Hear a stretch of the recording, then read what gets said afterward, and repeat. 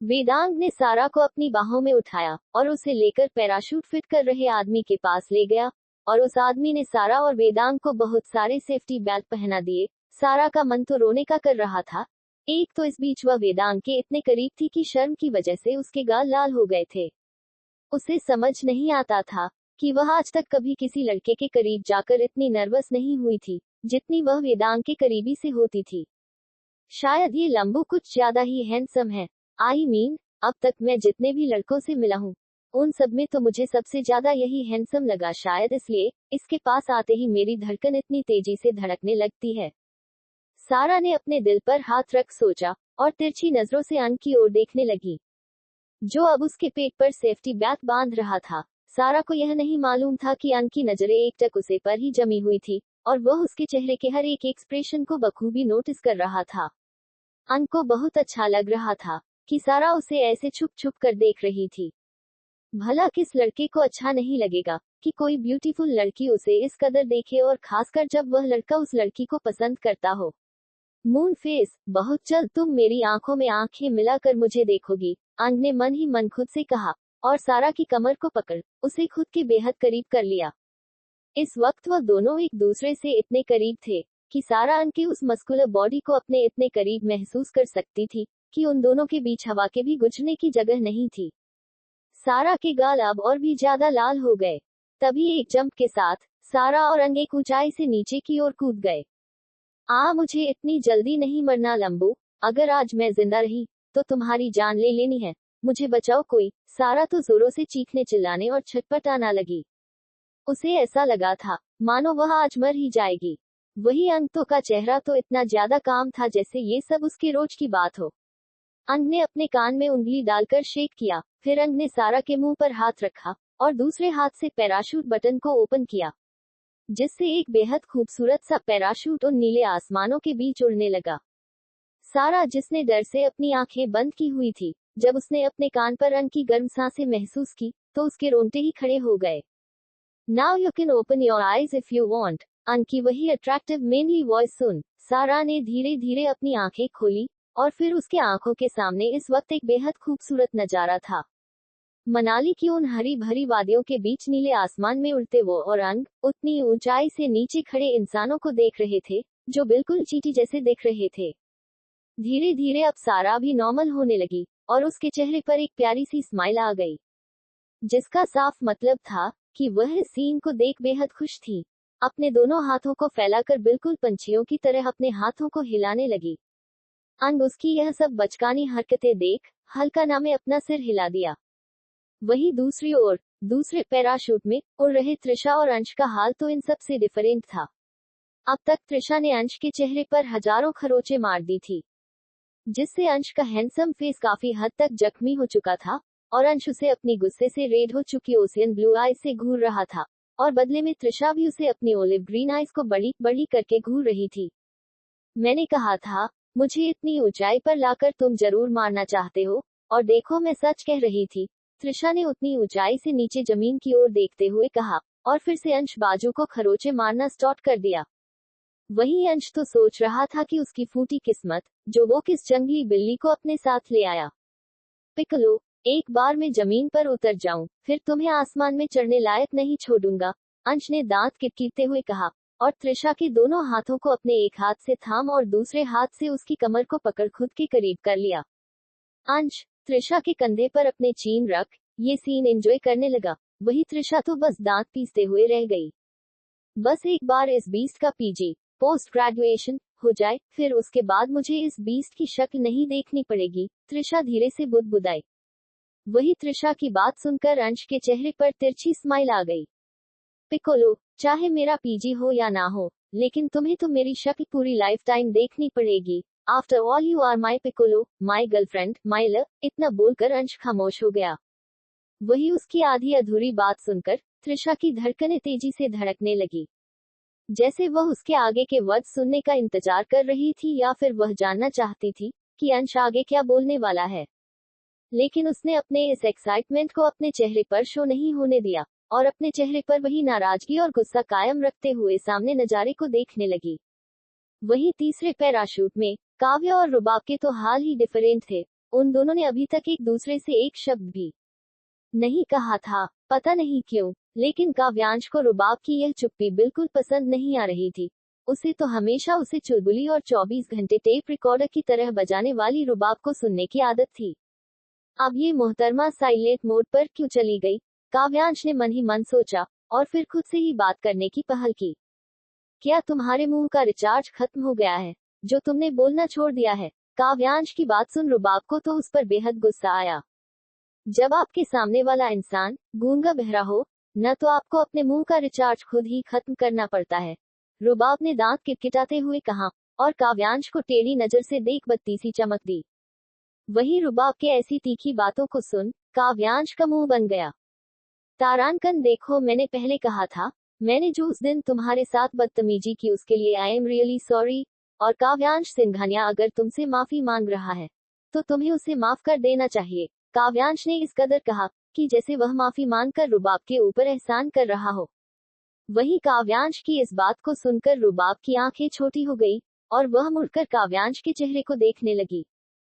तुम पैदाइशी बेवकूफ और कम अकल वाले थे, या फिर मुझसे मिलने के बाद नया कोर्स किया है? रुबाब की किन बचकानी बातों को सुनकर अब काव्यांश को भी गुस्सा आने लगा। काव्य ने गहरी सांस लेकर कहा, देखो रुबाब, मैं तुमसे माफी मांग रहा हूँ। इसका ये मतलब नहीं है कि मैं कमजोर हूँ, या फिर तुम्हारे सामने झुकना चाहता हूँ। मुझे अपनी गलती का रियलाइजेशन है, इसलिए मैं तुमसे माफी मांग रहा हूँ। और अगर मैं माफी मांग रहा हूँ तो इसका ये मतलब नहीं कि तुम हवा में उड़ो। हवा में उड़ो नहीं, मैं तो हवा में उड़ ही रही हूँ, वो भी एक बददिमाग आदमी के साथ। क्या कहा तुमने? बददिमाग? हाँ हाँ, बददिमाग। तो मैं भी एक जंगली बिल्ली के साथ उड़ रहा हूँ, जिसके साथ उड़ने का मुझे बिल्कुल भी शौक नहीं है। हाँ, तो मुझे भी शौक नहीं है तुम्हारे जैसे एरोगेंट आदमी के साथ उड़ने का। रुबाब और काव्यांश की बहस धीरे धीरे इतनी ज्यादा बढ़ने लगी कि वो दोनों एक दूसरे को ऐसे देखने लगे मानो आंखों ही आंखों से एक दूसरे का खून कर देंगे। रुबाब, आई वॉर्न यू, अगर तुमने अपनी जबान बंद नहीं की, तो मुझे जबान बंद करने के और भी तरीके आते हैं। काव्य ने दांत पीसते हुए कहा। क्यों, क्या करोगे तुम? हाँ, मेरा मुंह तोड़ोगे? अच्छा, तो तोड़ के दिखाओ। रुबाब ने भी अपने बालों को झटकते हुए कहा। काव्य रुबाब को बेहद गुस्से से देखने लगा, और फिर अचानक उसके होठों पर टेढ़ी स्माइल आ गई। काव्य ने रुबाब के सिर के पीछे अपना हाथ रखा, और उसके चेहरे को अपने बेहद करीब कर उसके पतले लबों को अपने हार्ड लिप्स के बीच कैद कर दिया। ये सब इतना अचानक हुआ कि रुबाब को कुछ समझने का मौका ही नहीं मिला, और जब तक वह समझ पाती उसके लिप्स काव्य के लिप्स के बीच कैद हो गए थे। रुबाब तो आंखें बड़ी बड़ी कर काव्य के चेहरे को देख रही थी, जिसने उसे देखकर आई विंक कर दिया। रुबाब काव्य के सीने पर हाथ रखकर उसे धक्का देने लगी। तभी काव्या ने अपने एक हाथ से रुबाब के दोनों हाथों को पकड़ उसकी पीठ से लगाया, और दूसरे हाथ को उसके सिर के पीछे रख उसे पैशनेटली किस करने लगा। काव्य उसे इस कदर किस कर रहा था मानो वह आज उसे किस करते हुए ही निकल जाएगा। रुबाब को तो समझ ही नहीं आ रहा था कि आज काव्य को ऐसा क्या चस्का चढ़ा है, जो उसने उसे किस कर लिया। वरना इतने दिनों से तो वह उसके पीछे दीवानी होकर घूमा करती थी, मगर आज काव्य उसे दीवानों की तरह किस कर रहा था। पता नहीं ये क्या एहसास था। या रुबाब के दिल में छुपी काव्य के लिए बेपनाह मोहब्बत थी, कि रुबाब भी अपने गुस्से को भूल काव्य के साथ उस किस में बहक गई, और उसे खुद पता नहीं चला कि उसके जो हाथ कब से काव्य से छूटने के लिए स्ट्रगल कर रहे थे, वो काव्य के बालों में उलझकर उसके डीप किस का जवाब अपने पैशनेट किस देने लगी। जब काव्य को रियलाइज हुआ कि रुबाब भी उसे किस बैक कर रही है, तो वह भी उसे और भी ज्यादा डेस्परेटली किस करने लगा। ये उन दोनों के ही लाइफ की पहली किस थी, जिसे वो दोनों एक दूसरे को कर बेहद एंजॉय कर रहे थे। वहीं दूसरी ओर मुंबई में अपने विला में बैठा युवराज, जो एक के बाद एक शॉट पिए जा रहा था। उसके पास उसका एक बॉडीगार्ड आया, और उसने अपने माथे पर आए हुए पसीने को अपने रुमाल से साफ करते हुए युवराज से कहा, सर, मेमो का पता चल गया। युवराज के कानों में जैसे ही बॉडीगार्ड की ये बात गई, उसके शॉट पीते हुए हाथ रुक गए, और उसने अपनी चमकती हुई और नजरों से उस बॉडीगार्ड की ओर देखा। कहाँ है मेरी जान? फिर बॉडीगार्ड ने युवराज से कुछ ऐसा कहा, जिसे सुन युवराज के होठों पर शैतानी मुस्कुराहट तैर गई। जेट रेडी करो, मैं अपनी जान को लेने जा रहा हूँ। इतना बोल युवराज ने अपने शर्ट के बटन्स बंद किए, और एक गाना गुनगुनाते हुए वहां से चला। या तुम मेरे हो, मेरे रहना है। तुम मेरे हो, मेरे रहना है। साथ मेरा हरदम देना, तुम मेरे हो, मेरे रहना। रात का वक्त था और सब स्टूडेंट अपने अपने होटल रूम में आराम कर रहे थे। जहां त्रिशा और अंश एक ही रूम शेयर कर रहे थे। अंश अभी अपने मोबाइल में कोई अपडेट चेक कर रहा था कि तभी उसके बाथरूम का दरवाजा खुला और त्रिशा अपने लंबे घने सुनहरे बालों को सुखाते हुए बाहर निकली। अंश, जिसका ध्यान अपने मोबाइल पर था, जब उसके मोबाइल पर पानी की कुछ बूंदें जाकर गिरी तो उसने अपने सरसरी निगाह से त्रिशा की ओर देखा और इसी के साथ उसकी नजरें अपनी पिकोलो पर मानो जम सी गई। त्रिशा ने एक सिंपल सा सलवार सूट पहना हुआ था जिसे वह बिल्कुल नाइट ड्रेस की तरह यूज कर रही थी। वही त्रिशा जिसका पूरा ध्यान अपने बालों को सुखाने में था। जब उसे खुद पर किसी की गहरी नजरों की तपिश महसूस हुई तो उसने अपनी तिरछी नजरों से अंश की ओर देखा, जो हल्की स्माइल के साथ उसे ही देख रहा था। अंश को खुद की ओर देखता पाकर त्रिशा की आंखें छोटी हो गई। त्रिशा ने अपने कमर पर दोनों हाथ रखे और अंश की ओर घूर कर बोली, ऐसे क्या अपनी कंची आंखों से बिल्ली की तरह घूर रहे हो? क्या कभी लड़की देखी नहीं या मुझ जैसी खूबसूरत नहीं देखी? त्रिशा ने अपने अल्फाजों को चबाते हुए कहा। त्रिशा की बात सुनकर अंश की स्माइल का लाइट गायब हो गई और उसके चेहरे पर अब जगह गुस्से ने ले ली। तुम खुद को कहीं की शहजादी मत समझो। तुम्हारे से ज्यादा खूबसूरत लड़कियां देखी है मैंने। उनसे भी ज्यादा खूबसूरत लड़कियां को अपनी गर्लफ्रेंड बना चुका हूं मैं। तो तुम्हें ज्यादा हवा में उड़ने की जरूरत नहीं है, अंश ने मुंह बनाते हुए कहा और दोबारा अपने मोबाइल को स्क्रॉल करने लगा। दिखता है कि मुझसे ज्यादा खूबसूरत लड़की देखी है या नहीं देखी है। तभी तो भूखे भेड़ियों की तरह मुंह खोलकर बस देखते रहते हो। त्रिशा खुद में ही बड़बड़ाते हुए बालकनी की ओर चली गई। तुम कुछ ज्यादा ही नहीं बोलती हो आजकल, अंश चिल्लाते हुए कहा, लेकिन त्रिशा ने उसकी बातों को ऐसे इग्नोर किया मानो उसने कुछ सुना ही ना हो। ये दोनों बिल्कुल ही हस्बैंड वाइफ की तरह झगड़ते रहते थे। अगली सुबह आज सारे स्टूडेंट जीबी वाटरफॉल घूमने के लिए जा रहे थे। सबने अपने पास ट्रैकिंग का सामान रखा और घूमने के लिए तैयार होकर बस में बैठ वाटरफॉल के लिए निकल गए। हमेशा की तरह आज भी निहार और रुशील एक साथ, अंग और सारा एक साथ, अंश और त्रिशा एक साथ, और काव्य और रुबाब एक साथ बैठे हुए थे। लेकिन इन सब में सिवाय निहार और रुशील के बाकी तीनों में आपस में बात नहीं हो रही थी। जहां सारा अपने कैमरे से बाहर के सुंदर नजारों की तस्वीरें क्लिक कर रही थी और उसके चेहरे पर प्यारी सी मुस्कान थी जो कि बिल्कुल नेचुरल थी। वरना जो कुछ उसकी लाइफ में पिछले 1 साल में हुआ था, उसके बाद तो उसने जैसे हंसना ही छोड़ दिया था।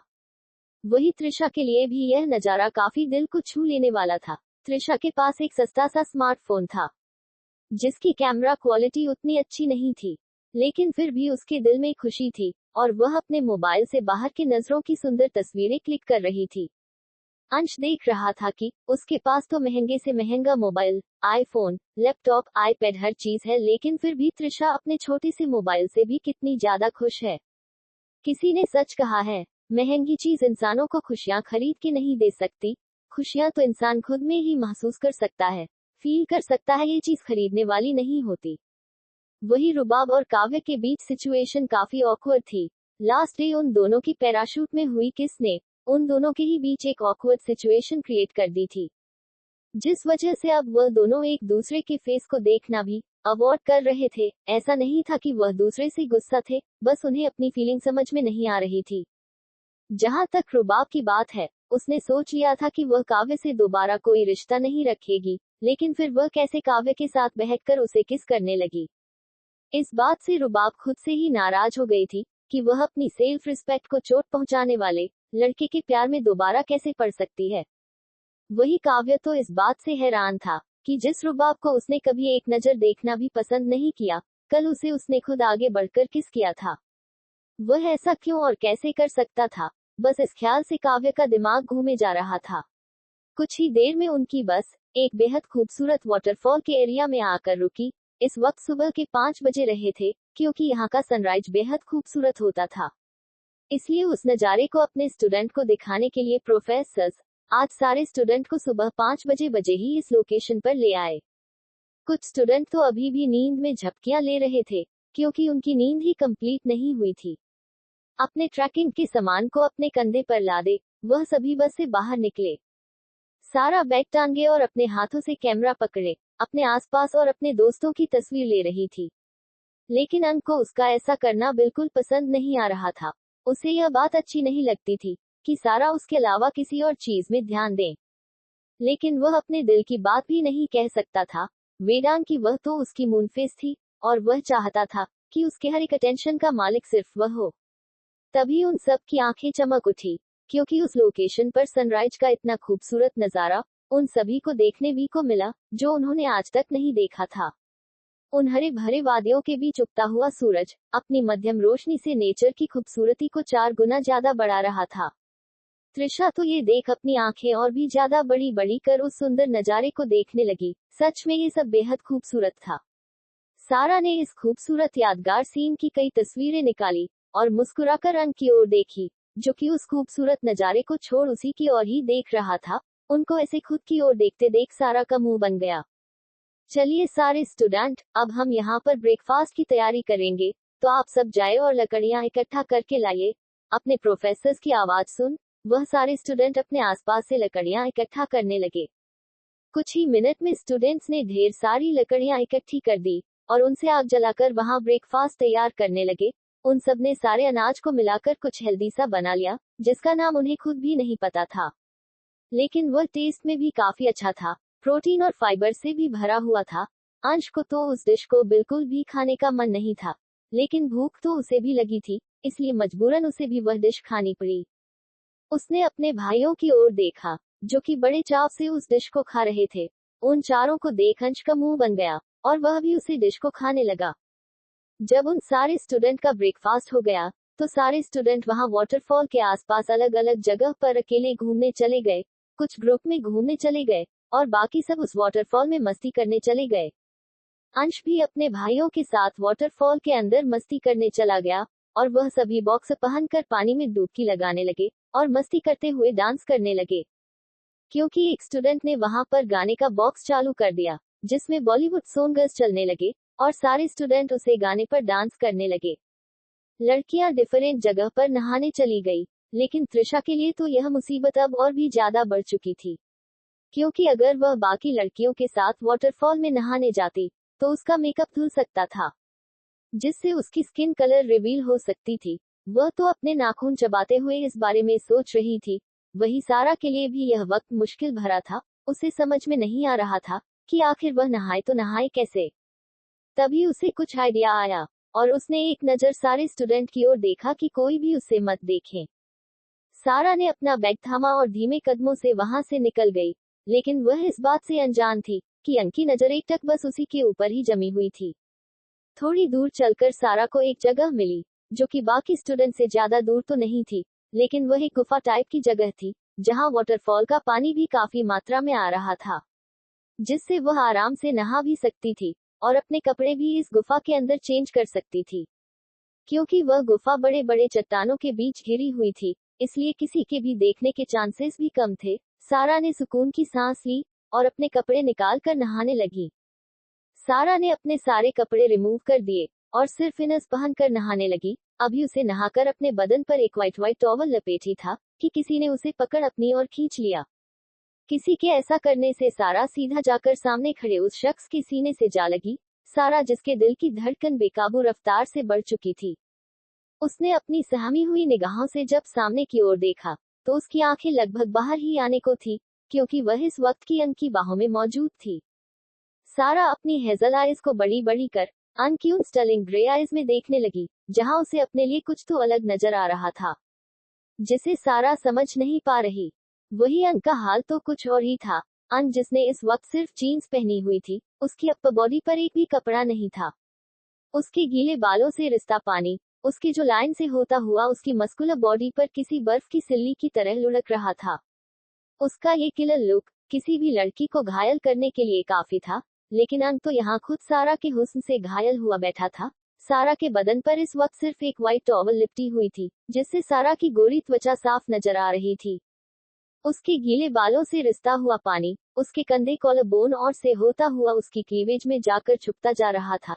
इस वक्त वह इतनी ज्यादा हॉट एंड सेक्सी दिख रही थी कि अंक को उसका गला सूखता सा महसूस हुआ। इससे पहले कि सारा अंक को कुछ कहती, उसे अपने पीछे से किसी की आवाज सुनाई थी, जिसे सुन उसकी पकड़ अंक की पीठ पर कस गई। क्या हो रहा है वहाँ? अंक, तुम किसी लड़की को लेकर यहाँ आए हो? तुम्हारी बाहों में ये लड़की कौन है? इस आवाज को सुन सारा ने अपना चेहरा अंग के सीने में छुपा लिया, तो अंग ने भी उसे अपनी बाहों में भर लिया। इस वक्त अंग के सामने दक्ष खड़ा था और उसकी ओर सारा की पीठ थी, जिस वजह से वो सारा का चेहरा नहीं देख पा रहा था। मगर वो सारा की बैक देखकर इतना तो जान गया था कि सारा काफी अट्रैक्टिव फिगर वाली लड़की है। वहीं जब अंग से दक्ष को यूं सारा को घूरते देखा, तो उसकी स्टर्लिंग ग्रे आइज बिल्कुल डार्क हो गई। मैं अपनी गर्लफ्रेंड के साथ टाइम स्पेंड कर रहा हूँ, एनी प्रॉब्लम? अंग ने सारा को अपनी बाहों में छुपाते हुए कहा। अंग को इस कदर सारा को प्रोटेक्ट करता देखा, दक्ष के होठों पर कनिंग स्माइल आ गई। एंजॉय योर क्वालिटी टाइम, दक्ष ने तिरछा मुस्कुराते हुए कहा, और एक नजर सारा की बैंड की पीठ को घुरकर वहां से चला गया। वही सारा अपने सामने अंग को देखकर सारा पूरी तरह हड़बड़ा गई, क्योंकि इस वक्त वह अपने असली अवतार में थी, यानी कि लड़की बन अंग के सामने थी। सारा ने अपनी सहमी हुई निगाहों से अंग की ओर देखा, जो इस वक्त उसके हुस्न के जाल में फंसा नजर आ रहा था। सारा के बदन से आती भीनी भीनी खुशबू अंग को मदहोश कर रही थी। वो अपना सूध-बूध गवाए उसे ही देख रहा था। आज पहली बार अंग खुद को रेस्टलेस महसूस कर रहा था। सारा को समझ नहीं आ रहा था कि वो अंग को क्या कहे, इसलिए वो खुद को अंग से छुड़ाने की कोशिश करने लगी। लेकिन अंग तो ठहरा अंग, वो कहाँ उसे छोड़ने वाला था। प्लीज लीव मी, सारा ने अपनी कपकपाती आवाज में कहा। अगर मैं ऐसा ना करूं तो, अंग ने अपनी ग्रिप सारा के हाथ पर टाइट करते हुए कहा। उसके इस जवाब को सुन सारा के माथे की त्योरियां चढ़ गई। तो मैं तुम्हारा हाथ तोड़ दूंगी, सारा ने चित्ते हुए कहा। सारा की बात सुन अंग के होठों पर तिरछी स्माइल आ गई। तो फिर मैं भी ये देखना चाहता हूँ कि तुम मेरा हाथ कैसे तोड़ती हो मिस सारा मर्चेंट, अंग ने क्रिपी स्माइल करते हुए कहा। वही सारा जो जब से अंग से छूटने के लिए स्ट्रगल कर रही थी, जब उसने अंग के मुंह से अपना पूरा नाम सुना, तो उसके स्ट्रगल करते हाथ एकाएक रुक गए।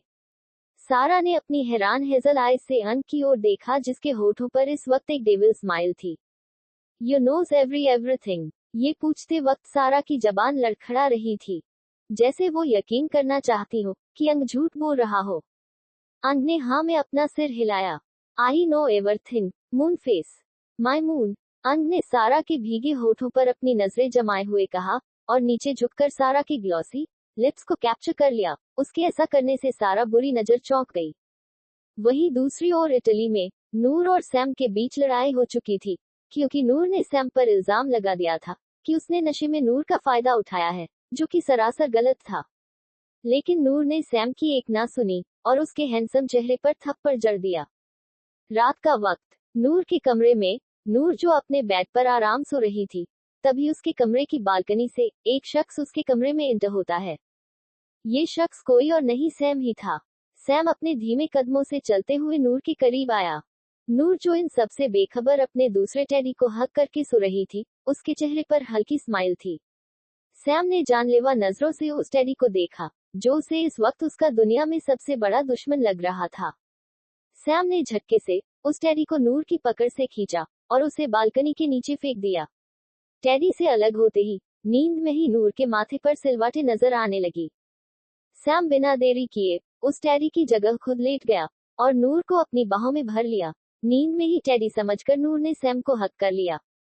इस वक्त सैम अपने डेमन लुक में था, जो कि उसने नूर को डराने के लिए कैरी किया हुआ था, ताकि नूर डेमन से डरकर सैम के करीब चली जाए। नूर को खुद के करीब महसूस कर सैम के चेहरे पर सुकून भरी स्माइल आ गई। लेकिन अचानक सुबह का इंसिडेंट याद कर उसका चेहरा डार्क हो गया और उसकी पकड़ नूर की कमर पर कस गई। दर्द महसूस कर नींद में ही नूर कसमसाई। जब सैम ने नूर को नींद में हिलते देखा, तो उसकी पकड़ नूर की कमर पर ढीली हो गई। अचानक सैम ने अपने पॉकेट से एक ब्लाइंड फोल्ड निकाला और उसने उसे नूर की आंखों पर लगा दिया। अब सैम को नूर की बंद आंखों के सिवाय उसके खूबसूरत होठ ही दिखाई दे रहे थे, जिन्हें देखकर अब सैम का दिल बेईमान होने लगा था। नूर ने अभी सिर्फ एक ओवरसाइज टी शर्ट पहनी हुई थी, जिसमें से उसे नूर के गोरे पैर साफ दिखाई दे रहे थे। नूर के बच्चों की तरह सोने से उसकी टी शर्ट सरकर उसके पेट के ऊपर तक आ गई थी। नूर के मखमली पेट और उसकी नाभि के ऊपर बने उस काले तिल को देख अब सैम का गला सूखने लगा था। उसे ऐसा लग रहा था जैसे वो तिल उसे इनवाइट कर रहा है कि वो उसे खा जाए। पता नहीं सैम को क्या हुआ, उसने अचानक से अपने होंठ नूर की नाभि पर रख दिए। ऐसा होते ही नूर नींद में ही कसमसाने लगी। नूर को हिलते देख सैम के चेहरे पर डेविल स्माइल आ गई। आखिर वो आज बहुत कुछ सोचकर जो आया था अपनी फेरी के लिए। सैम नूर की नाभि को प्यार से किस करने लगा। वो कभी उसे अपनी जीभ से हिलाता तो कभी उसे लिक करता। उसके ऐसा होने से नूर नींद में ही अपने पैरों को मसलने लगी। सैम लगातार नूर की नाभि और पेट पर किस कर रहा था, लेकिन कब उसकी किस बाइट में बदल गई उसे खुद पता नहीं चला। वो तो नूर में बिल्कुल खोसा गया था। जब नूर को अपने पेट के ऊपर दर्द हुआ तो उसकी नींद झटके से खुल गई। मगर आंख खोलने के बाद भी जब उसे अंधेरे के सिवा कुछ नजर नहीं आया तो उसे समझने में देर नहीं लगी कि उसके आंखों पर ब्लाइंड फोल्ड लगा है। आह! सैम के बाइट करने से नूर दर्द से चिल्लाए। अपने कमरे में किसी और इंसान को महसूस कर नूर डर से कांप गई। का कौन है? नूर ने डरते हुए कहा, लेकिन शायद वो समझ चुकी थी कि ये डेमन है। वहीं सैम ने उसे कोई जवाब नहीं दिया, क्योंकि वो नूर के लड़ाई करने से तो ऑलरेडी गुस्सा था, ऊपर से नूर आज उसके कमरे में सोने के लिए भी नहीं आई थी, जिस वजह से उसका गुस्सा अपने हाई लेवल पर था। नूर ने जब हाथ बढ़ाकर उसे बाइट करने वाले शख्स को पकड़ना चाहा तो उसकी आंखें हैरानी और डर से चौड़ी हो गई, क्योंकि उसके हाथ हैंडकफ से बंधे हुए थे। उसने पैरों को हिलाना चाहा, तो वो भी बैग से बंधे हुए थे। अपनी ये हालत देख नूर की जान हलक में ही अटक गई।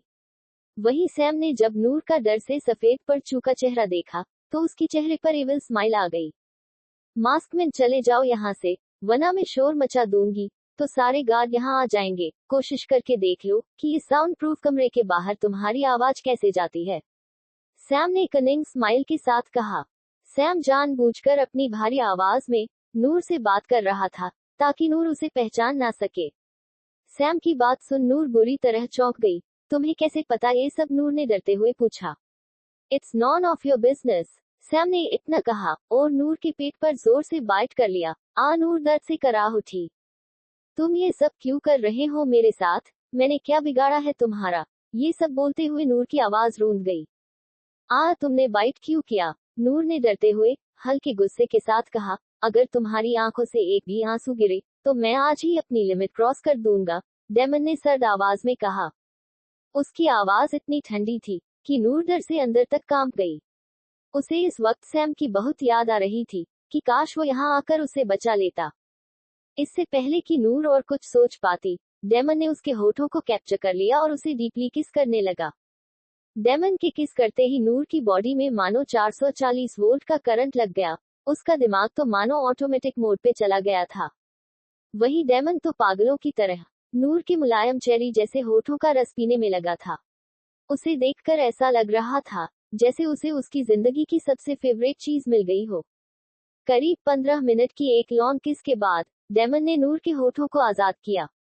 वो ऐसा करना तो बिल्कुल नहीं चाहता था, लेकिन जब उसे महसूस हुआ कि नूर की सांस भारी हो रही है तो उसने उसके लिप्स को आजाद कर दिया। नूर को डेमन के सलाइवा का टेस्ट काफी फैमिलियर लगा, लेकिन उसने इस बात पर ज्यादा ध्यान नहीं दिया। डेमन से अलग होते ही नूर लंबी लंबी सांसें लेने लगी। इस वक्त उसका गोरा चेहरा बिल्कुल स्ट्रॉबेरी की तरह लाल हो गया था, मानो उसमें सारा खून उतर आया हो। नूर को बार बार उसे किस करने वाले शख्स के होठों का टेस्ट काफी जाना पहचाना लगा, जैसे उसने उसे पहले भी किस किया हो या उसे ही किस किया हो। ऐसा सोचते ही उसके दिमाग में सबसे पहला चेहरा सैम का ही आया। नहीं, ये सैम नहीं हो सकता, और उसकी आवाज इस शख्स की तरह भारी और इरिटेटिंग नहीं है। जरूर ये कोई और है, लेकिन कौन? नूर ने मन ही मन सोचा।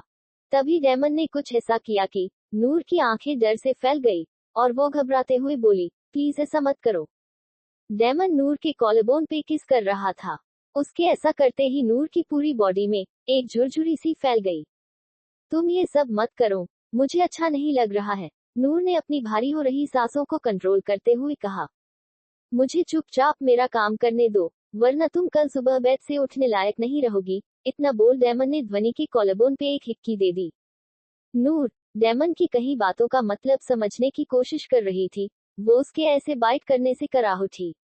प्लीज मुझे बाइट मत कीजिए, और मैं कल बेड से उठ क्यों नहीं पाऊंगी? कहीं आप मेरे पैर तो नहीं तोड़ने वाले हैं ना? नूर ने घबराते हुए कहा। नूर की ऐसी बेवकूफी भरी बातें सुनकर डेमन, जो उसके कंधे और कॉलरबोन पे किस कर रहा था, वो रुककर नूर के चेहरे की ओर देखने लगा। उसे नूर को देखकर ऐसा कहीं से भी नहीं लग रहा था कि नूर मजाक कर रही है। सीरियसली, कोई लड़की इतनी बेवकूफ कैसे हो सकती है, जबकि हम दोनों ने एक पैशनेट नाइट साथ बिताई है। सिली गर्ल, डेमन ने नूर के कंफ्यूज चेहरे को देखते हुए मन ही मन कहा। अब तुम्हारे मुंह से एक भी आवाज निकली तो तुम बस इतना जान लो कि तुम्हारी एक गलती और समर्थ मल्होत्रा की मौत हो जाएगी, डेमन ने नूर को धमकाते हुए कहा, और फिर से नूर की कंधे और कॉलरबोन पे किस करने लगा। नूर तो डेमन की धमकी सुनकर सन ही रह गई। आखिर यही तो उसका वीक पॉइंट था, जिसे डेमन ने टारगेट किया था। चाहे उसके साथ कुछ भी हो जाए, लेकिन वो कभी अपनी वजह से सैम को एक खरोंच भी लगने नहीं देगी। भले वो उससे बात नहीं करती है, तो क्या हुआ, वो उसके लिए सबसे अलग और सबसे खास नहीं होने दे सकती थी। डेमन ने अब अपने होंठ नूर की क्लीवेज पर रख दी। उसके ऐसा करते ही नूर चिहुक उठी। नूर की ठंडी आह सुनकर डेमन और भी ज्यादा एक्साइटेड हो गया। उसका मन तो कर रहा था कि वो आज दोबारा नूर को पूरी तरह से अपना बना ले, लेकिन उसने नूर को आज ज्यादा परेशान ना करना ही बेहतर समझा। थोड़ी देर बाद डेमन नूर के बगल में लेट गया। इस वक्त डेमन के चेहरे पर सेटिस्फेक्शन वाली स्माइल थी, तो वही नूर का चेहरा पसीने से तरबतर था। नूर गहरी गहरी सांसें ले रही थी। अब नूर से बर्दाश्त नहीं हुआ, तो आखिरकार वो बोल ही उठी, तुम हो कौन और मेरे पीछे क्यों पड़े हो। नूर का सवाल सुन डेमन खुद को मुस्कुराने से रोक नहीं सका। Nice question, but I hate questions and your kind information. मैं तुम्हारा आशिक हूँ और तुम मेरा जुनून। डेमन ने किसी साइको की तरह नूर के चेहरे पर उंगली फेरा, फिर उसके कंधे और फिर उसके कॉलरबोन से होते हुए उसके क्लीवेज पर अपनी उंगली फिराते हुए कहा। नूर को इस वक्त डेमन किसी पागल खाने से भागी हुई पागल से कम नहीं लग रहा था। डेमन ने अपने एक हाथ से नूर की कमर पकड़ उसे खुद से चिपका लिया। तुम यहीं रहोगे, मेरे कहने का मतलब है कि क्या तुम अपने घर नहीं जाओगे। नूर ने हैरान होते हुए डेमन से पूछा। नो, मेरा आज रात घर जाने का कोई इरादा नहीं है, डेमन ने कैजुअली कहा। आखिर वो अपने घर में ही तो था। लेकिन अगर किसी ने तुम्हें मेरे साथ देख लिया तो तुम उन्हें सच्चाई बता देना, यही कि मैं तुम्हारा बॉयफ्रेंड हूँ, डेमन ने मॉकिंग स्माइल के साथ कहा। डेमन की बात सुन नूर को मानो 440 वोल्ट का झटका लग गया, और वो हड़बड़ाते हुए बोली, नहीं, मैं ऐसा क्यों बोलूंगी कि तुम मेरे कुछ नहीं हो। फिर डेमन ने एवं स्मर्ट करते हुए कहा, नहीं हूँ तो बन जाऊंगा, मैं हूँ भी और रहूंगा भी मैं। नूर ने कुछ पल डेमन की बातों को समझना चाहा, लेकिन वो ये बात जान चुकी थी कि डेमन एक पागल इंसान है, जिसे समझाना और समझना दोनों ही उसके समझ से बाहर है। नूर ने उससे बहस न करना ही बेटर समझा, और कुछ ही देर में थकावट की वजह से उसे नींद आ गई। सैम ने भी कुछ पल नूर के क्यूट छोटे से रैबिट फेस को देखा, फिर झुककर उसके होठों पर लाइट किस कर उसे बाहों में भर सो गया। सुबह जब नूर की नींद खुली तो उसने बेड पर खुद को अकेला पाया। उसने झट से अपना ब्लैंकेट हटाकर डेमन को देखना चाहा, लेकिन वो कहीं नहीं दिखा। नूर ने बेड के नीचे, बाथरूम में, यहाँ तक काटेस के पीछे और बालकनी में भी उस शख्स को खोजा, लेकिन वो उसे कहीं नहीं मिला। वहीं दूसरी ओर आज नॉर्दर्न यूनिवर्सिटी के सारे स्टूडेंट ऋषिकेश के लिए निकल चुके थे, क्योंकि ये ट्रिप सारे स्टूडेंट के लिए इंडियन कल्चर से जुड़ने के लिए स्पेशली रखी गई थी। वैसे किसी को ये तो आइडिया नहीं था कि यह सब किसने डिसाइड किया, लेकिन निहार जानता था कि यह सब उसकी फलक मम्मा का ही काम है, क्योंकि वह इस वक्त नॉर्दर्न यूनिवर्सिटी की 70% ओनरशिप रखती है, जिसके बारे में सिवाय डेविल्स ब्रदर के और यूनिवर्सिटी के किसी भी स्टूडेंट को भी, यहाँ तक कि प्रोफेसर्स को भी नहीं पता था। लेकिन वेदांत सिंघानिया का नाम ही काफी था उन सब में दहशत कायम रखने के लिए, इसलिए कोई चाहकर भी डेविल्स ब्रदर से पंगे नहीं लेता था। सारा जो अंक के पीछे पीछे चल रही थी, अचानक से अंक के रुक जाने से वह अंक की पीठ से जाता टकराए। आउच! सारा ने अपने फोरहेड को मसलते हुए सामने पहाड़ की तरह खड़े अंक की ओर देखा, और उसके चेहरे पर गुस्सा आ गया। क्या हुआ मून फेस, क्या तुम्हें जोर से लगी? अंक ने इतना बोल जैसे ही सारा के फोरहेड को छूना चाहा, सारा ने उसके हाथ को झटक दिया और गुस्से से उसके बगल से निकल गई। अंक ने सारा को देख गहरी सांस ली और अपने बालों में हाथ फेरते हुए उसके पीछे पीछे चला गया। फ्लैशबैक, अंक सारा को किस कर रहा था और सारा लगातार उससे छूटने के लिए स्ट्रगल कर रही थी, लेकिन अंक जैसे वेल बिल्डअप बॉडी बिल्डर के सामने नाजुक सी सारा कहाँ ज्यादा देर तक टिक पाती। इसलिए उसने भी सरेंडर कर दिया और अंक को उसकी मर्जी का करने दिया। अंत तब तक सारा के होठों को चूमता रहा जब तक वह पूरी तरह से सेटिस्फाई नहीं हो गया। करीब 15 मिनट की ब्रेथलेस किस के बाद अंग ने सारा के होठों को रिहा किया तो सारा के होठ बुरी तरह से स्वेल होकर लटक गए थे। सारा इतनी ज्यादा अनकॉन्शियस थी कि उसने अंग के सीने से अपना सिर टिका लिया और गहरी गहरी सांसें लेने लगी। सारा की गर्म सांसें अपने सीने पर महसूस कर अंग का पूरा शरीर हिट होने लगा। इस वक्त उसे ऐसा लग रहा था कि वह सारा को अपनी बाहों में भर ले और उसे बेपनाह प्यार करे, लेकिन वह जल्दबाजी में कुछ काम नहीं करना चाहता था। अंग ने सारा के बालों को जैसे ही सहलाना चाहा, सारा ने उसके हाथ को झटक दिया और उसके सीने पर हाथ रख उसे खुद से दूर करने लगी। क्योंकि अंग इन सब के लिए रेडी नहीं था, इसलिए वह भी सारा से 2 कदम दूर हो गया। उसने अपनी गुस्से भरी नजर से जब सारा की ओर देखा तो एक पल के लिए सारा भी सहम गई, लेकिन इस वक्त उसका गुस्सा उसके डर पे से हावी था। इसलिए उसने अंग की और उंगली पॉइंट करते हुए कहा, जेड वेदांग सिंघानिया, जेड मुझे ज्यादा कमजोर समझने की गलती मत करना। अगर मैंने तुम्हारी ये सारी नीच हरकतों के बारे में तुम्हारे डेट को बता दिया जेड तो वो तुम्हारी अच्छे से खबर लेंगे। जेड दूर रहो मुझसे, तुम्हारे डेट के दोस्त की बेटी हूँ, इसी का ही लिहाज रख लो कम से कम। ये सब बोलते वक्त सारा की आंखें लाल हो चुकी थी। वो खुद ही जानती थी कि उसने किस कदर अपने आंसुओं को बहने से रोका था। अंग ने अपनी जलती हुई निगाहों से सारा की ओर देखा, लेकिन आज सारा को उसकी उन निगाहों को देख डर से ज्यादा गुस्सा आ रहा था। इसलिए उसने किसी तरह अपने बालों को समेटा और अपने विग को एडजस्ट कर उसे जैसे कपड़े पहनते बने उसने वैसे पहन लिया। इस बीच एक पल के लिए भी अंग ने उससे अपनी नजरें नहीं हटाए और सारा ने भी उसे दूसरी ओर टर्न करने को नहीं कहा, क्योंकि वह जानती थी कि अंग एक नंबर का बेशर्म इंसान है और उसने कपड़े भी कुछ इस कदर पहने कि अंग को उसके बदन का एक हिस्सा भी नजर नहीं आया और उसने अपने सारे कपड़े पहन लिए। गुड जॉब सारा। सारा ने मन ही मन खुद को थपकी दी और अंग को एक कोड लुक देकर वहां से निकल गई। फ्लैशबैक एंड अंग ने जाती हुई सारा की पीठ देखी और खुद से ही बोला, तुम्हारा गुस्सा भी उतना ही कातिलाना है मून फेस जितना तुम्हारा मुस्कुराना। अंग ये बोल हल्का मुस्कुरा दिया। वही दूसरी ओर त्रिशा के चेहरे पर आज अलग ही चमक थी, क्योंकि वह अपनी ड्रीम नगरी ऋषिकेश आई थी, जहां आने का सपना उसका बचपन से था। लेकिन वह अपनी मां के साथ आना चाहती थी, लेकिन काश ऐसा कुछ हो पाता, क्योंकि अब उसका ये काश तो हमेशा काश ही रहने वाला था। ऋषिकेश की नगरी को देखकर त्रिशा के होठों पर बड़ी सी स्माइल आ गई और वह अपने दोस्तों से अलग होकर तुरंत मंदिर के अंदर दौड़ पड़ी।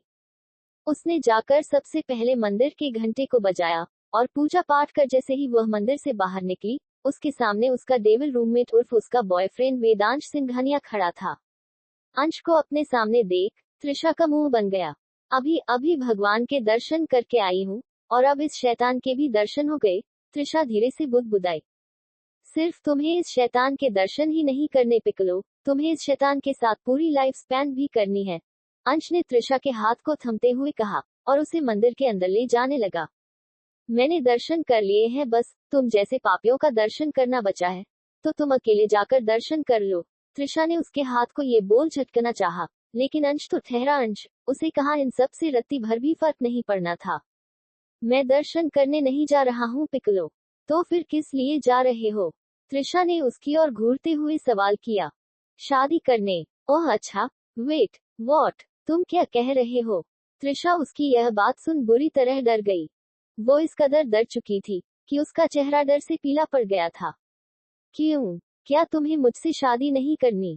अंश ने अपनी एक आईब्रो रेस करते हुए सवाल किया। शादी, और वो भी तुमसे? नो नेवर, कभी नहीं। मुझे मरना पसंद है, लेकिन तुम जैसे एक नंबर के ठरकी और प्ले वाले इंसान से शादी नहीं करना। नहीं, त्रिशा ने अंश के हाथ को पूरी तरह झटकते हुए कहा और जैसे ही मुड़कर वहां से जाने को हुई, अंश ने उसकी कलाई मजबूती से पकड़ उसे मंदिर के अंदर ले जाने लगा।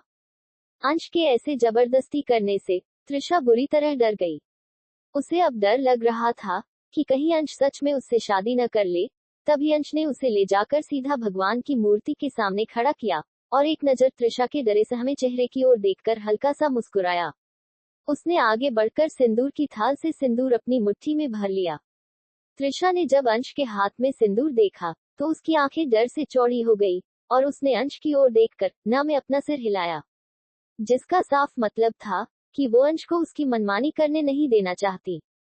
अंश ने अपने सिंदूर से सने हाथ को जैसे ही त्रिशा की मांग तक ले जाना चाहा, तभी अचानक ही उसने अपने हाथ रोक लिए। त्रिशा, जिसने कसकर अपनी आंखें बंद की हुई थी, जब उसे रियलाइज हुआ कि अंश ने उसकी मांग नहीं भरी है, तो उसने झट से अपनी आंखें खोल ली और अपनी नम आंखों से अंश की ओर देखने लगी, जिसके होठों पर एक शरारती स्माइल थी।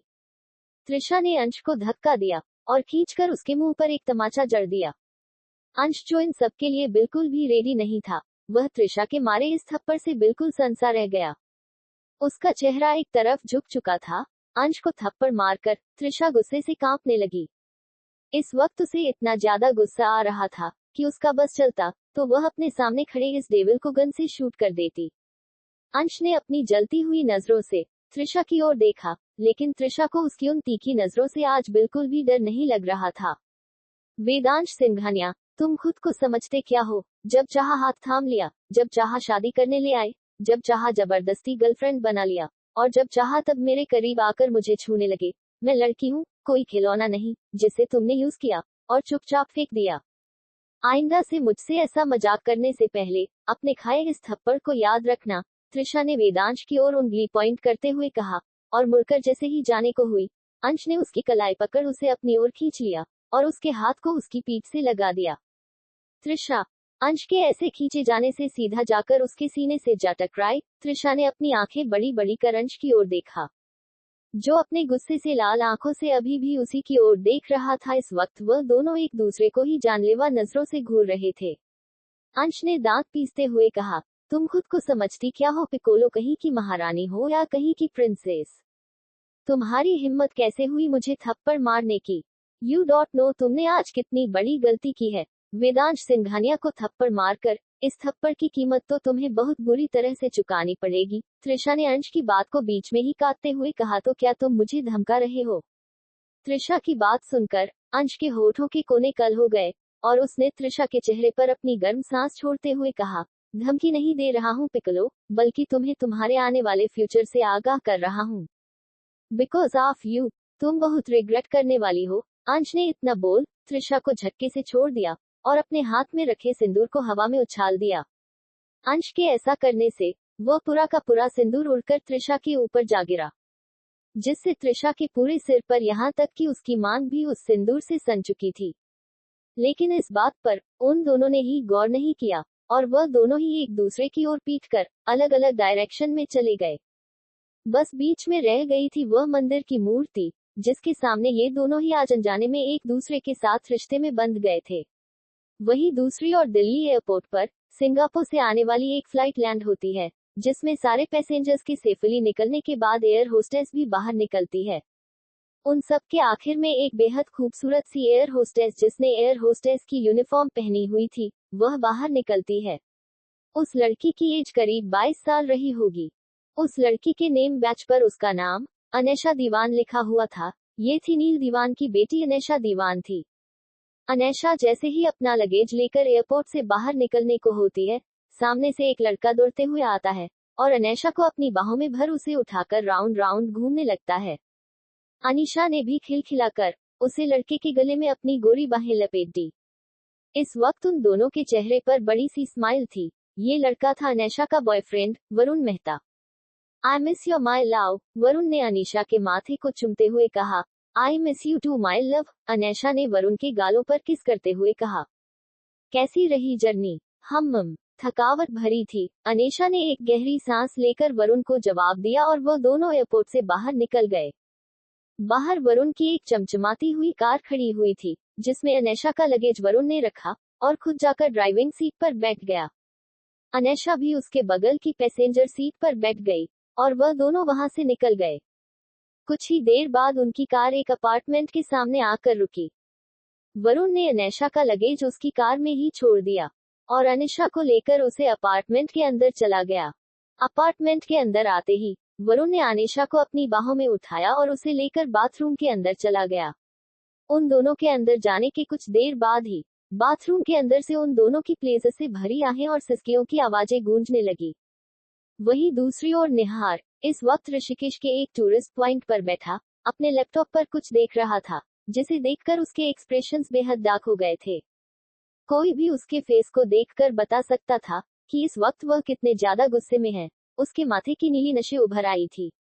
वह अपनी लाल आंखों से अपने लैपटॉप स्क्रीन पर चल रहे वीडियो को ही देख रहा था, जिसमें अनैशा और वरुण के मेकआउट की लाइव फुटेज चल रही थी। निहार ने गुस्से से अपना लैपटॉप बंद किया और आंखें बंद कर एक गहरी सांस ली। उसके आंख बंद करते ही उसकी आंखों के सामने आने वाला एकमात्र चेहरा सिर्फ और सिर्फ अनैशा का था, जिसे वह बचपन से ही दीवानों की तरह प्यार करता आया था, लेकिन अनैशा ने उसे छोटा बच्चा कहकर रिजेक्ट कर दिया था। भले उसने बहुत ही प्यार से निहार को समझाया था कि वो उससे एज में बड़ी है, उसने कभी निहार को उस नजर से भी नहीं देखा है।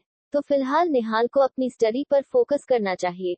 लेकिन निहार की दीवानगी समय के साथ अनैशा के लिए बढ़ती ही गई, और जब उसे पता चला कि अनैशा का कोई बॉयफ्रेंड है, तो वह अनैशा को पूरी तरह से स्टॉप करने लगा।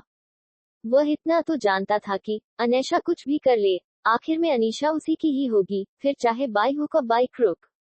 मैंने तुम्हें बहुत आजादी दे दी है बटरफ्लाई, अब वक्त आ गया है कि तुम्हें पता चले कि निहार सहगल किस आपका नाम है। लेकिन सबसे पहले तुम्हारे आंखों पर बंदी तुम्हारे इस घटिया बॉयफ्रेंड के प्यार की पट्टी हटानी पड़ेगी, निहार ने स्मर्ट करते हुए कहा। वहीं दूसरी ओर युवराज का जेट भी ऋषिकेश में लैंड हो चुका था। युवराज को थोड़ा शक भी हो रहा था कि अचानक कैसे सारा की इंफॉर्मेशन खुद उस तक पहुंचती जा रही थी, लेकिन उसने अपने इस ख्याल को इग्नोर किया और यह सोचा कि आखिर उसने एफर्ट्स भी तो इतने लगाए थे, तो उसकी जान की इंफॉर्मेशन उस तक तो पहुंचनी ही थी। सारे स्टूडेंट ऋषिकेश की सैर कर अपने होटल रूम वापस लौट गए। होटल रूम पहुंचकर जब बहुत देर तक सारा अंग के कमरे में नहीं आई, तो अंग उसे ढूंढता हुआ कमरे से बाहर निकाल, तभी उसे सारा एक ओर जाती हुई नजर आई। अंग ने देखा कि सारा ने किसी और कमरे का डोर खोला और उसके अंदर चले गई। अंग को कुछ कुछ समझ आ गया था, लेकिन उसने कंफर्म करने के लिए एक बार होटल रिसेप्शन पर जाकर पता किया, तो उसे पता चला कि सारा ने अपने लिए अलग रूम की डिमांड की थी। चूंकि होटल में उस वक्त एक कमरा खाली हो चुका था, तो सारा उसमें शिफ्ट हो गई। असल में सारा ने एक कपल को उस होटल से चेकआउट करते हुए देख लिया था, इसलिए सारा समझ गई थी कि उसे अलग रूम जरूर मिल सकता है, और वह सब कुछ जानकार अंग के साथ तो एक रूम शेयर बिल्कुल नहीं करना चाहती थी। अंग को जब सारा के दिमाग की खुराफात का पता चला, तो उसने अपने हाथों की मुट्ठियां कस ली। सारा ने कमरे में जाकर सबसे पहले अपना लगेज जमाया, जो कि वह अंग के कमरे में आने से पहले ही लेकर आ गई थी। सारा ने जब अपना लगेज जमा लिया, तो वह हॉट शावर लेने के लिए बाथरूम के अंदर चले गई। गुनगुने पानी में आधे घंटे तक खुद को रिलैक्स फील करने के बाद सारा एक टॉवल लपेटकर कमरे के अंदर एंटर हुई। सारा ने इस बीच ये भी ध्यान नहीं दिया था कि वह इस वक्त कमरे के अंदर अकेले नहीं है। सारा ने बेड पर रखे अपने कपड़ों की ओर देखा और एक गहरी सांस ली। फाइनली वह कितने दिन बाद यूं बाथरूम के बाहर टॉवल लपेट कर आई थी। उसे बाथरूम के अंदर कपड़े पहनने की बिल्कुल आदत नहीं थी, और जब से वह इंडिया आई थी, तब से तो वह बाथरूम के अंदर ही कपड़े बदला करती थी, जो कि उसकी आदत बिल्कुल नहीं थी। और अब फाइनली उसे अलग रूम मिल गया था, तो वह जो चाहे वह अपनी मर्जी का कर सकती थी। सारा बेड से अपने कपड़े उठाने के लिए जैसे ही नीचे की ओर झुकी, उसकी बदन पर लपेटा लूज टॉवल छूटकर नीचे फर्श पर गिर गया। सारा ने भी कोई खास रिएक्ट नहीं किया। सारा अपने कपड़े लेकर जैसे ही पीछे की ओर मुड़ी, वह तो मानो अपनी जगह बर्फ सी जम गई। उसके पीछे वेदांग अपने दोनों हाथ सीने पर बांधे दीवार से टेक लगाए उसे ही देख रहा था। उसकी इंटेंस नजरें एकटक सारा के उस सांचे में ढले शरीर पर जमी हुई थी, जिसका हर एक हिस्सा परफेक्ट था। सारा तो उसे देखकर इतनी हैरान रह गई कि वह चीखना भी भूल गई थी। 2 सेकंड बाद उसे रियलाइज हुआ कि वह इस वक्त अंग के सामने किस कंडीशन में है, तो उसके मुंह से एक चीख निकल गई। लेकिन इससे पहले कि उसकी आवाज उस कमरे से बाहर जा पाती, अंग ने फुर्ती दिखाकर उसके मुंह पर हाथ रख दिया। सारा ने अपनी गुस्से से लाल आंखों से अंग की ओर देखा, जो उसे देखकर हल्का मुस्कुरा रहा था। तुम्हें इतने नाराज होने की जरूरत नहीं है, मैंने कुछ गलत नहीं देखा, जो मेरा था मैंने उसे ही देखा है, अंग ने सारा के कान पर अपनी सेडेक्टिव वॉइस में कहा। इस बीच उसके होंठ लगातार सारा के कान को छू रहे थे, जिससे सारा अंदर तक सिहर उठी। एक तो अंग का हद से ज्यादा हैंडसम होना, और दूसरा उसके सामने बिना कपड़ों के खुद का मौजूद होना, सारा को पानी पानी किए जा रहा था। उसका बस चलता तो वह वही गड्ढा खोदकर उसके अंदर खुद दफन हो जाती, या उसी गड्ढे में अंग को धक्का देकर उसके ऊपर मिट्टी डाल देती। आखिर ये इंसान इतना बड़ा वाला बेशर्म क्यों है? सारा धीरे से बुदबुदाई, लेकिन अंग उसके फेस एक्सप्रेशन देखकर ही समझ चुका था कि सारा के दिल और दिमाग में क्या चल रहा है। वैसे जितना सोचा था, तुम मुझसे ज्यादा हॉट हो, अंग ने टेढ़ा मुस्कुराते हुए कहा। ये सुनकर सारा ने उसे अपनी तीखी नजरों से घूरा और इशारों इशारों में अपने मुंह से हाथ हटाने को कहा। अंग ने भी उसके मुंह से हाथ हटा दिया। इस वक्त सारा का चेहरा बिल्कुल कश्मीरी सेब की तरह लाल था। अब वह गुस्से से था या शर्म से, ये तो सिर्फ सारा ही जानती थी। तुम एक नंबर के बेशर्म हो, सारा ने दांत पीसते हुए कहा। अच्छा, मैं और बेशर्म? अंग ने सारा की कमर में हाथ डाल उसे खुद के करीब करते हुए उससे सवाल किया, तो सारा ने हाँ में अपना सिर हिला दिया। अब तक सारा ये भूल चुकी थी कि वह अंग के सामने किस सिचुएशन में थी। वो तो अंग के हैंडसम चेहरे को देखकर अपनी बातों से भटक गई थी, क्योंकि इस वक्त अंग भी शावर लेकर आया हुआ था, जिस वजह से उसके गीले बाल उसके माथे पर मैसी तरीके से बिखरे हुए थे। अंग के गीले बालों से टपकता पानी अंग के जो लाइन से होता हुआ बह रहा था, जिसमें वह हद से ज्यादा अट्रैक्टिव दिख रहा था।